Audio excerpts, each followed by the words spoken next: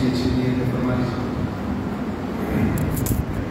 حدیث پاک میں ہے مسلمان کی نیت اس کے عمل سے ہے، جتنی نیتیں زیادہ ہوں گی ثواب بھی زیادہ ملے گا۔ میں بھی نیت کرتا ہوں، آپ بھی نیت فرمائیں کہ ہم ثواب حاصل کرنے کے لیے یہاں حاضر ہیں اور علم دین سیکھ کر عمل کریں گے، دوسروں تک ہو سکا تو اچھی باتوں کو پہنچائیں گے، توجہ اور ادب سے بیان سنیں گے، توجہ سے خطبہ سنیں گے، نماز جمعہ پڑھیں گے، دعا کریں گے، صلاۃ و سلام وغیرہ پڑھیں گے اور مسلمانوں سے مسکراتے ہوئے اچھی طرح ملاقات کریں گے انشاءاللہ۔ بیان میں کچھ سمجھ نہ آئے تو بعد میں پوچھ لیجئے، یہ بھی زیادہ بہتر ہوتا ہے کہ کوئی بات کنفیوژن کے ساتھ بندہ سن کر چلا جائے تو بہتر ہوتا ہے کہ پوچھ لیا جائے۔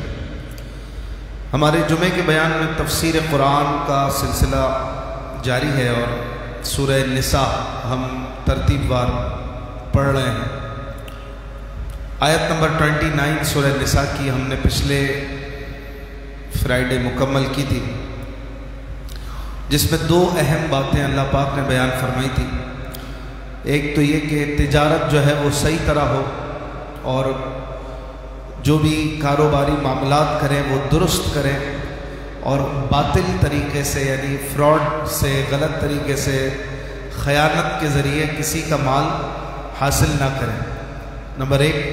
اور نمبر دو، اپنے آپ کو ہلاکت میں نہ ڈالیں، یعنی ایسا کوئی کام نہ کریں گے جس سے آپ کی جان کو خطرہ ہو یا اپنے آپ کو خود ہی مار ڈالنا، یہ بھی اسی میں داخل ہے کہ خودکشی نہ کریں۔ اسی طرح اس میں یہ بھی داخل ہے کہ آپس میں جنگ و جدال اور قتل وغیرہ، آپس میں لڑائی وغیرہ نہ کریں، دشمنیاں نہ کریں۔ یہ بھی اپنے آپ کو قتل کرنے کے مترادف ہے کہ جب آپس میں قتل و غارت گری ہوتی ہے تو پھر مارنے والا بھی بچتا نہیں ہے، اسے بھی کہیں نہ کہیں کوئی دشمنی میں مار ڈالتا ہے، نہیں تو اگر اس کا جرم ثابت ہو جائے تو عدالت سے اسے سزا مل جاتی ہے۔ تو یہ بھی گویا کسی کو مار کر اپنے آپ کو ہلاکت میں ڈالنا ہے، تو اس کی ممانعت بیان فرمائی۔ آگے آیت نمبر 30 ہے جس میں اللہ تبارک و تعالی مزید ارشاد فرماتا ہے، یہ پچھلی آیت سے ہی لنکڈ آیت ہے، جڑی ہوئی ہے۔ فرمایا وَمَن يَفْعَلْ ذَلِكَ، اور جس نے یہ کیا، عدوانًا وظلمًا، ظلم اور زیادتی کے ساتھ، کیا کیا؟ یعنی مومن کا قتل کیا، کسی کو مار ڈالا، تو یہ بہت بڑا کام ہے کسی انسان کو مار دینا، اور ہر کوئی اس کو سمجھتا ہے کہ یہ کوئی چھوٹی بات نہیں، اگرچہ اب بہت بڑی بات بھی نہیں رہی، جس قدر یہ بڑی بات ہے۔ ایک زمانہ ایسا بھی گزرا کراچی والوں پر کہ روزانہ کی کئی لاشوں کا سننا ان کے لیے معمول کی بات تھی، اور بڑے برے حالات بھی دیکھنے والوں نے، اللہ پھر سے نہ دکھائے اور حالات بہت اچھے ہو گئے الحمدللہ۔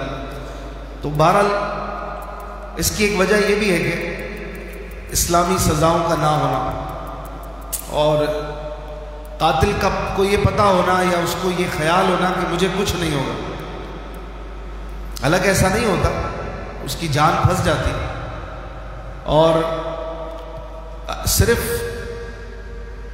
جو سزا ہے قصاص کی، یعنی جس نے کسی کو قتل کیا اس کے بدلے اسے قتل کر دیا جاتا، اگر یہ سزا نہ بھی ملے تو جو اس سے پیچھے کے جو معاملات ہوتے ہیں اور جو مسائل اور کیس پر کیس، پولیس کے مسائل، یہ سب، تو اس میں تو پھنس ہی جاتا ہے، اور بعض اوقات جو ہے پوری زندگی اسی ایک قتل کو رگڑتے ہوئے گزر جاتی ہے، اس کو نہ سزا ملی نہ زندگی صحیح سے گزار سکے۔ اور اگر کوئی بہت بڑی سورس والا ہے، کوئی اس کو پوچھتا نہیں ہے، پھر بھی اگر ضمیر زندہ ہے تو اس ایک انسان کے قتل کا بوجھ لے کر پوری زندگی وہ جی نہیں سکتا۔ خیر یہ آسان بات تو نہیں ہے۔ اللہ تبارک و تعالیٰ نے بہرحال اگلی آیت میں فرمایا کہ جس نے یہ زیادتی کے ساتھ کیا، ظلم کے ساتھ کسی مسلمان کو قتل کر دیا معاذ اللہ،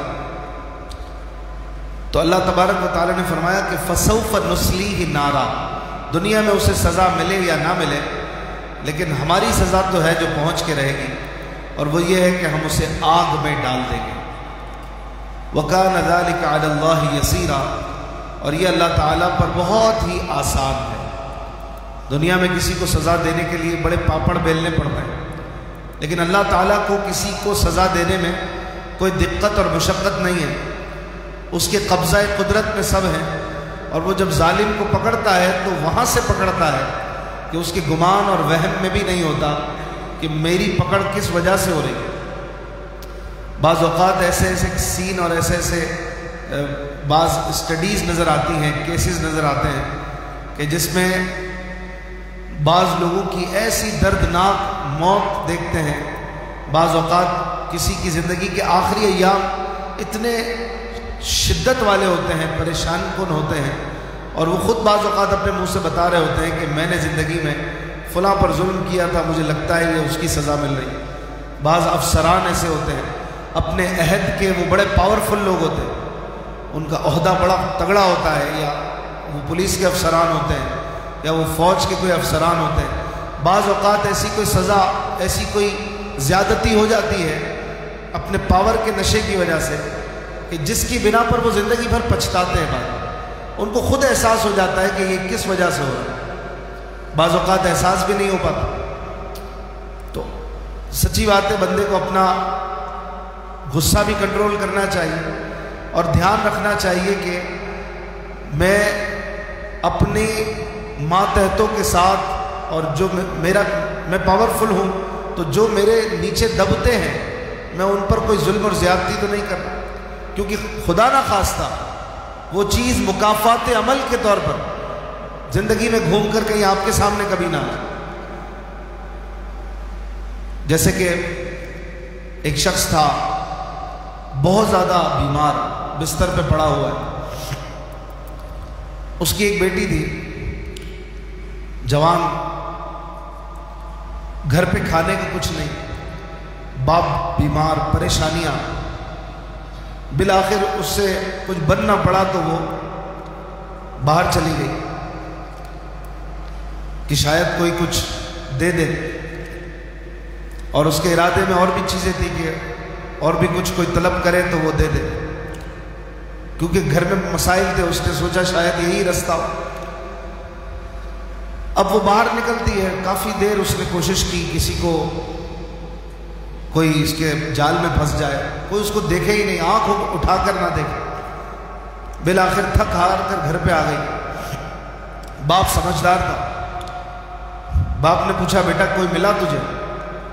کہا نہیں، کسی نے آنکھ اٹھا کے بھی نہیں دیکھی، یوں ہی خالی آ گئی۔ باپ نے کہا کہ بیٹا تیرے باپ نے 60 سال کی زندگی میں کسی نامحرم کی طرف آنکھ اٹھا کے نہیں دیکھی ہے، تجھے کوئی کیسے دیکھ سکتا تھا؟ اس کو بھی کہتے ہیں مکافات عمل، اچھائی بھی گھوم کر آتی ہے، اور خدا نہ خواستہ کسی کے ساتھ زیادتی کی، کسی کی بہن بیٹی پر ظلم کیا تو آگے آپ کی بیٹی، آپ نے بھی تو گھر بار چلانا ہے۔ اللہ نہ کرے، اللہ تعالیٰ سب کو معاف کرے، غلطی ہو گئی کسی سے تو اس کو درگزر فرمائے اور سچی توبہ عطا کرے۔ سچی توبہ تو گناہ کو مٹا دیتی ہے، لیکن اگر توبہ نہیں کی اور وہی گناہ گھوم کر آپ کی بیٹی پر آ گیا تو کیا ماجرا ہو۔ اسی طرح آپ نے کسی پہ ظلم کیا، وہی ظلم آپ کے بچوں پہ ہوا تو آپ پر ہوا تو کیسے اس کو برداشت کریں۔ وہ واقعہ ہے نا کہ ایک مچھیرے سے کسی ظالم پولیس والے نے، ظالم سپاہی نے ایک بڑی مچھلی جو تھی وہ چھین لی، بیچارہ پورا دن مچھلی کی تلاش میں رہا، شام میں جا کر ایک مچھلی پھنسی تھی، تو جیسے ہی اس نے نکالی تو ظالم آ گیا اور اس سے چھیننے لگا۔ اس نے کہا پورا دن محنت کی ہے اور اب تو اسے بیچوں گا بھی نہیں، اپنے ہی گھر لے جاؤں گا کہ میرے بچوں کا پیٹ بھر سکے، لیکن اس نے ظلم کرتے ہوئے اسے زبردستی چھین لیا۔ ظالم کی آہ تو نکلی ہوگی، بہرحال وہ پولیس والا اسے لے گیا، وہ لے کے جا رہا تھا، ابھی مچھلی زندہ ہی تھی، تڑپ رہی تھی ہاتھ میں، اور تڑپتے تڑپتے اس نے اس کے انگوٹھے پر ایک ہلکا سا بائٹ ہوتا ہے، اگر فش کے منہ سے دور نہ رہ جائے تو وہ منہ سے بھی بعض اوقات تڑپتے ہوئے بائٹ کر لیتے، چک مار لیتے. تو اس کے انگوٹھے پہ ہلکا سا زخم ہو گیا. خیر اس نے مچھلی کھائی، پکائی، کھلائی اور بھول گیا، لیکن وہ جو زخم تھا وہ آہستہ آہستہ اس کو تنگ کرنے لگا اور کافی دن ہو گئے یہ درد ختم نہ ہو. طبیب کو دکھایا، ڈاکٹر کو دکھایا. اس نے انگوٹھا دیکھ کر کہا کہ یہ تو سڑ گیا ہے، اب یہ تو کاٹنا پڑے گا، اس کے بغیر تو چارہ ہی نہیں ہے، تم اتنے دن کہاں رہے؟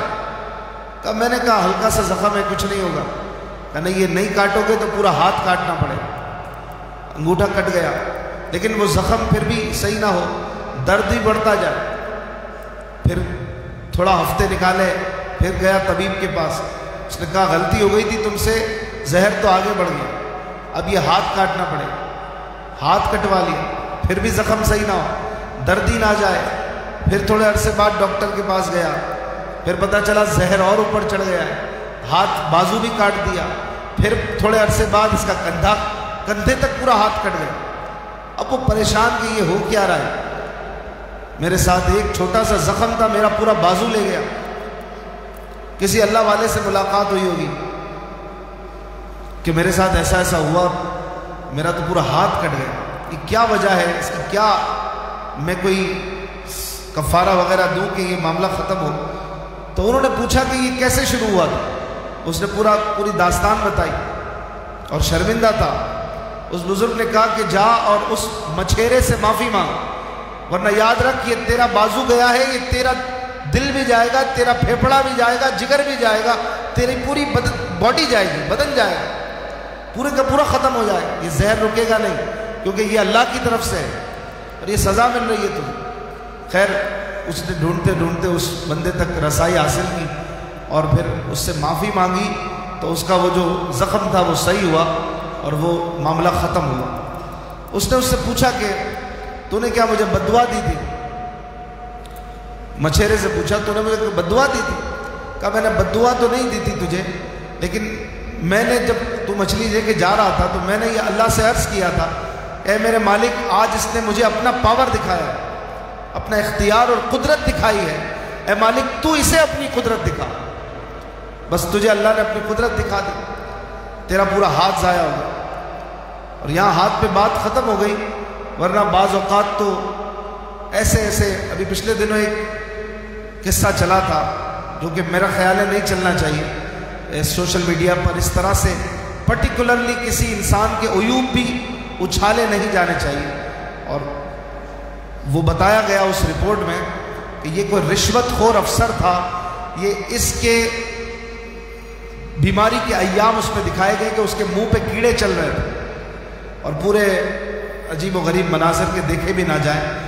تو بتایا جاتا تھا کہ یہ 15-20 سال پہلے بہت بڑا راشی افسر تھا اور لوگوں کو بڑا ستاتا تھا کام کرنے میں، اور آج اس کا یہ انجام ہے.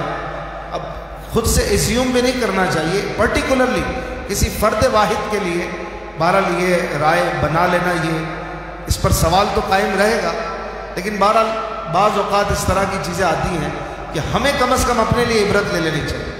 کسی پر ہم حسن ظن رکھیں کہ ہو سکتا ہے کوئی بیماری کی وجہ سے ہو یا کوئی بھی معاملہ ہو، ہم کیوں کسی پر بدگمانی کریں. بعض چیزیں ہوتی ہیں کہ جس میں اپنے لیے بندہ درس لے لے، سبق لے لے کہ میں نے اس سے کیا حاصل کرنا ہے، میں نے کیا سیکھنا ہے. مسئلہ یہ ہے کہ ہم عبرت حاصل نہیں کرتے. ہمارے سامنے ڈرنے کے لیے، عبرت حاصل کرنے کے لیے کئی چیزیں، کئی مناظر ہوتے ہیں ہم دیکھتے ہیں، لیکن ہمارا کیا ہے کہ ہم عبرت نہیں حاصل کرتے دوسروں کے معاملات اور دوسروں کے مسائل اور نتائج کو دیکھ کر. سمجھدار آدمی وہ ہے جو عبرت حاصل کرے. اگر عبرت لینی ہے تو قبرستان سے مل سکتی ہے. روز ہی آپ سب کا کسی نہ کسی قبرستان سے گزر ہوتا ہے کہ نہیں؟ روزانہ ایک بار ہر کوئی تقریباً کراچی میں رہنے والا قبرستان کے پاس سے گزرتا ہوگا. کسی نہ کسی قبرستان کو سلام کر کے جاتے ہوں گے. آپ سنت کی نیت کر لیا کریں اور قبرستان کی طرف منہ کر کے ایک بار السلام علیکم یا اہل القبور کہہ لیا کریں.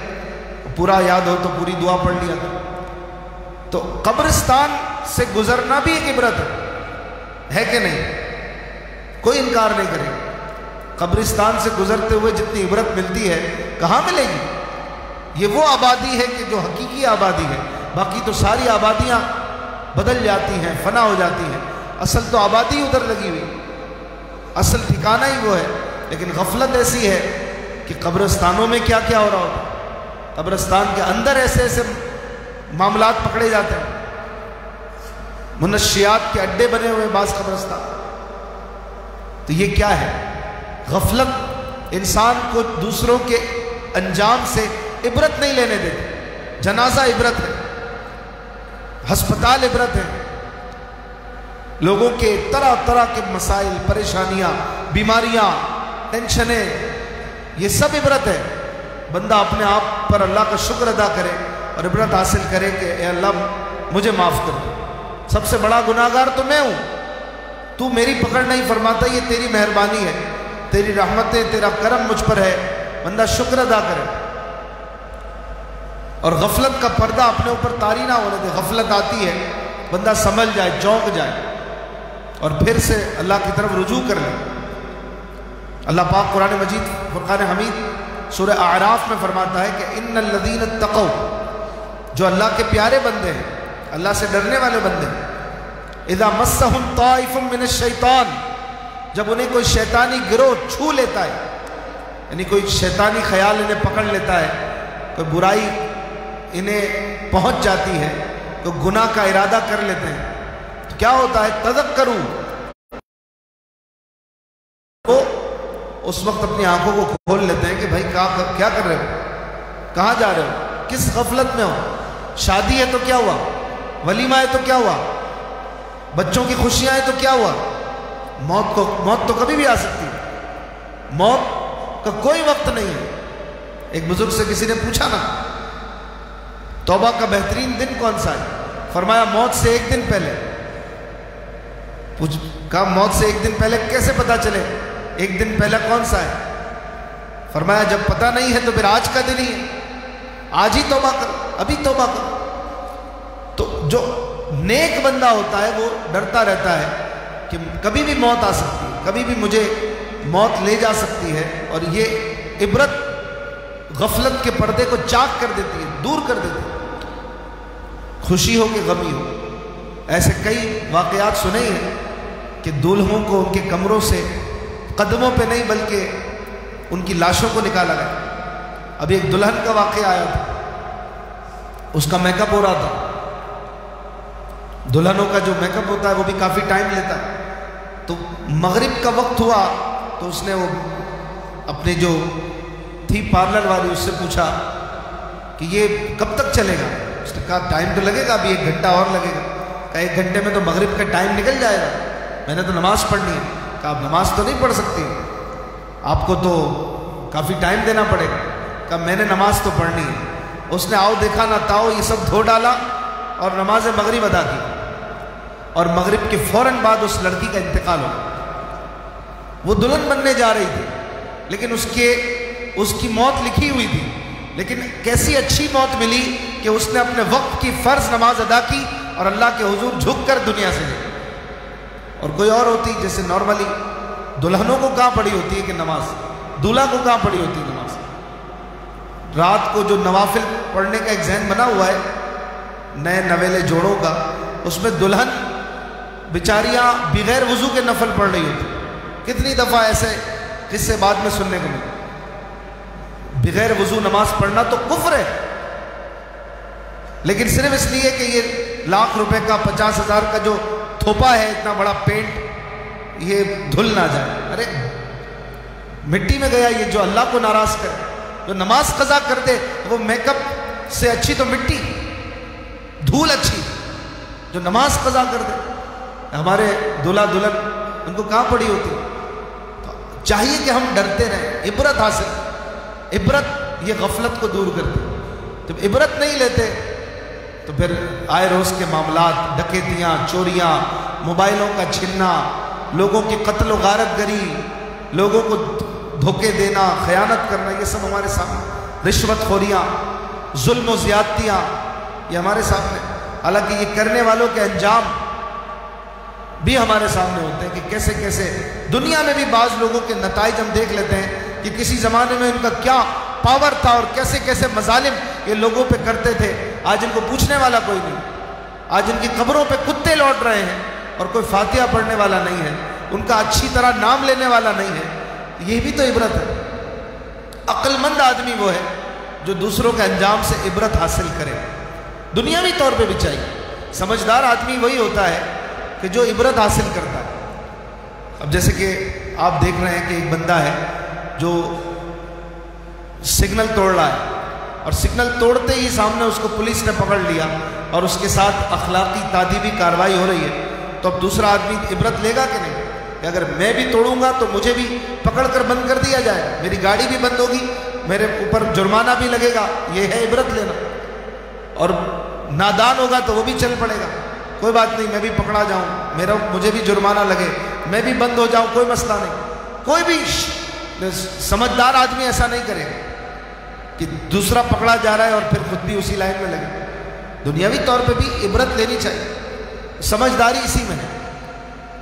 جیسے کہ ایک قصہ حضرت شیخ سعدی رحمۃ اللہ تعالی علیہ نے اپنی حکایات میں تحریر کیا، بڑا زبردست اور مزیدار ہے کہ ایک شیر نے شکار کیا، ایک بیل مارا، ایک گدھا مارا، ایک خرگوش مارا، اب تین جانور کھانے کو، اس کے ساتھ ایک بھیڑیا تھا اور ایک لومڑی تھی۔ اب تینوں پڑے ہوئے ہیں، ایک بیل ہے، گدھا ہے، خرگوش ہے۔ بھیڑیے سے پوچھا کہ چل تو تقسیم کر اس کو۔ بھیڑیے نے کہا بادشاہ سلامت، آپ بڑے ہیں، آپ بیل لے لو، میں درمیانہ ہوں تو مجھے گدھا کھانے کو دے دو، اور یہ لومڑی چھوٹی سی ہے، اس کا کام خرگوش سے بھی چل جائے گا۔ بادشاہ کو آیا غصہ کہ سب مارے میں نے اور کھانا ان لوگوں کو ہے۔ اس نے رکھ کے تھپڑ مارا بھیڑیے کو، وہ وہاں جا کے دیوار پہ لگا اور بے ہوش ہو کے گر پڑا۔ اب لومڑی کو بلایا، ادھر آؤ، چلو تقسیم کرو۔ لومڑی سمجھدار تھی، اس نے کہا بادشاہ سلامت، اب ناشتے میں بیل کھا لو، دوپہر میں گدھا کھا لینا، رات کو خرگوش کھا لینا۔ وہ بڑا خوش ہوا کہ کیسی اچھی تقسیم کی ہے، سب مجھے ہی کھلا دیا۔ بادشاہ نے کہا ایک کام کر، تو سب کھا لے، میں کچھ اور لے لیتا ہوں، یہ بتا کہ تو نے اتنی اچھی تقسیم سیکھی کس سے، کہاں سے سیکھی؟ تو لومڑی نے کہا کہ بادشاہ سلامت بھیڑیے سے سیکھی، یہ جو پڑا ہوا ہے نا اس سے سیکھی، اس کے انجام سے سیکھی۔ تو یہ ہے، آپ نے یہ شیخ سعدی نے یہ حکایت نقل کی عبرت لینے کے معاملے میں کہ بندہ انجام سے سبق حاصل کرے کہ فلاں کے ساتھ یہ ہوا تو مجھے کیا کرنا چاہیے۔ یہ ہوتا ہے سمجھدار آدمی، اور نہ سمجھ ہوتا تو وہی بھیڑیے والا کام کرتا، اس کو بھی پڑتی، اس کا بھی وہی انجام ہوتا۔ تو بہرحال ایک مومن سمجھدار اور عقل مند ہوتا ہے، اس کو خاص طور پر ظلم اور زیادتی سے بچنا چاہیے۔ ظالم کا انجام کبھی بھی اچھا نہیں ہوتا ہے، دنیا میں بھی اچھا نہیں ہے، آخرت میں بھی اچھا نہیں ہے۔ علماء یہ بات لکھتے ہیں کہ ایک گناہ ایسا ہے، ایک گناہ کہ جس کی سزا دنیا میں بھی مل جاتی ہے اور آخرت میں تو سزا ہے ہی، اور وہ سزا ہے ظلم کی۔ ظلم جو گناہ ہے نا، اس کی سزا دنیا میں بھی مل کے رہتی ہے، اور والدین کے ساتھ زیادتی اور ظلم یہ تو بہت بڑا جرم اور بہت بڑی اس کی پکڑ ہے۔ اور اسی لیے جو والدین سے ظلم کرتا ہے، والدین سے زیادتی کرتا ہے، وہ نارملی دنیا میں ذلیل و خوار ہوتا ہوا نظر آتا ہے۔ اور یہ بھی کڑی ہے اسی ظلم کی کہ ظلم کرنے والے کو نارملی لوگ پھر خوار ہی دیکھتے ہیں، پریشان ہی دیکھتے ہیں۔ اور اگر بہت سارا مال دولت جائیدادیں کوٹھیاں بنگلے بنا بھی لیے ہوں، بیچارے کے پیٹ میں کچھ نہیں اترتا، سامنے دیکھنے کو بہت ہے، کیا کر لے گا ان جواہرات کا، سونے کے بسکٹوں کا کیا کرے گا جب انہیں استعمال ہی نہیں کر سکتا؟ نظر آ رہا ہے کہ یہ میرے بچوں نے لے جانا ہے، میرے ورثاء نے لے جانا ہے، میں تو کھانے کو دال روٹی مشکل سے اترتی ہے، کھا سب سکتا ہے لیکن کھا نہیں پاتا۔ یہ کتنا بڑا، یہ خود کتنی بڑی سزا ہے۔ اللہ ہم سب کو محفوظ رکھے۔ اللہ تعالیٰ نے فرمایا کہ وَمَن يَفْعَلْ ذَلِكَ عُدْوَانًا وَظُلْمًا، جس نے مسلمان کو قتل کیا ظلم اور زیادتی کے ساتھ، فَسَوْفَ نُصْلِيهِ نَارًا، تو ہم اسے دوزخ میں ڈال دیں گے، وَكَانَ ذَلِكَ عَلَى اللَّهِ يَسِيرًا، اور یہ اللہ پر بہت آسان تھا، اللہ کے لیے کوئی مشکل نہیں ہے کہ وہ کسی کو دوزخ میں ڈال دے۔ آگے جو آیت مبارکہ آ رہی ہے یہ بہت ہی خوبصورت آیت ہے، اور اس آیت کے تحت کبیرہ گناہوں کی کافی تفصیلات بھی بیان کی گئی ہیں۔ انشاءاللہ اگلے جمعے کے درس کا آغاز ہم انشاءاللہ اسی سے کریں گے، اور اس سے بھی بہت ساری باتیں سیکھنے کو ملے گی۔ اور انسان کو یعنی ایک انسان کو قتل کر دینے کے حوالے سے آج ہم نے بات سنی، اور اس پر کچھ مزید باتیں بھی ہوئی۔ قرآن پاک میں سورہ مائدہ میں بھی تفصیل سے اس پر اللہ نے بیان فرمایا ہے۔ اور ایک بڑی خوبصورت بات جو اسلام کے حسن کے طور پر غیر مسلم بھی بیان کرتے ہیں، قرآن کی آیت ہندو بھی بیان کرتے ہیں، کرسچن بھی بیان کرتے ہیں، وہ یہ ہے کہ اللہ نے قرآن میں فرمایا کہ جس نے ایک انسان کو قتل کیا اس نے پوری انسانیت کو قتل کیا، اور جس نے ایک انسان کو زندگی بخشی اس نے پوری انسانیت کو زندگی بخشی۔ یہ وہ آیت ہے جو اسلام کا حسن بھی بتاتی ہے، اور اسلام کا نظام، اور اللہ تبارک و تعالیٰ جو چاہتا ہے، جو مطلوب ہے اس کے لیے، وہ بھی ہمیں بتاتا ہے کہ ہم کسی کے ساتھ زیادتی نہ کریں، کسی کو قتل نہ کریں، اور جو کسی کے ساتھ زیادتی کرتا ہے اس کے بارے میں پھر انجام بھی ہے، دنیا میں بھی برائی ہے اس کے لیے، آخرت میں بھی برائی ہے۔ اللہ پاک ہمیں مسلمانوں کا خیر خواہ بنائے۔ حدیث پاک میں فرمایا کہ المسلم من سلم المسلمون بلسانہ وبیدہ، مسلمان وہ ہوتا ہے کہ جس کے ہاتھوں اور زبان سے دوسرے مسلمان امن میں رہے، سلامتی میں رہے۔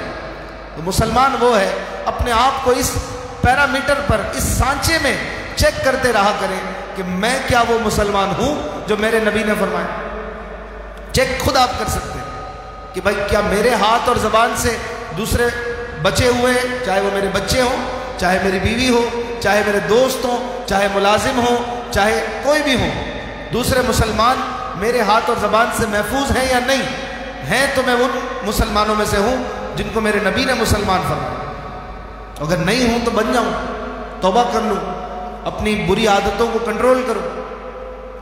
زبان اور ہاتھ سے ظلم ہوتا ہے، اور زبان سے بھی ظلم ہوتا ہے۔ زبان سے دل میں زخم لگتے ہیں، ہاتھ سے بدن پہ زخم لگتے ہیں، اور دونوں منع ہے۔ تو سچے مسلمان بننے کی کوشش کریں۔ الحمدللہ یہ عظیم الشان مہینہ اللہ کے ایک ولی سے منسوب حضرت شیخ عبد القادر جیلانی رحمۃ اللہ علیہ سے منسوب یہ مہینہ ہے۔ ربیع الثانی کی 11 تاریخ کو حضرت شیخ عبد القادر جیلانی رحمۃ اللہ علیہ کا وصال ہوا۔ آپ کی برسی، آپ کے عرس کا یہ مہینہ بھی ہے، اور یہ اللہ کے بہت بڑے ولی تھے، بہت بڑے نیک شخصیت تھے۔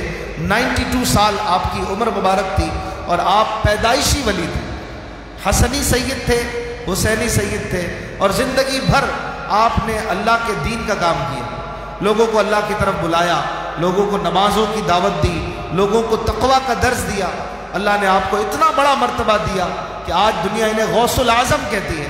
اللہ نے انہیں وہ مقام دیا ولیوں میں کہ ولیوں کے بھی آپ سردار بن گئے، اور آپ رحمۃ اللہ تعالی علیہ ایک بہت بڑے سلسلے کے پیشوا ہیں۔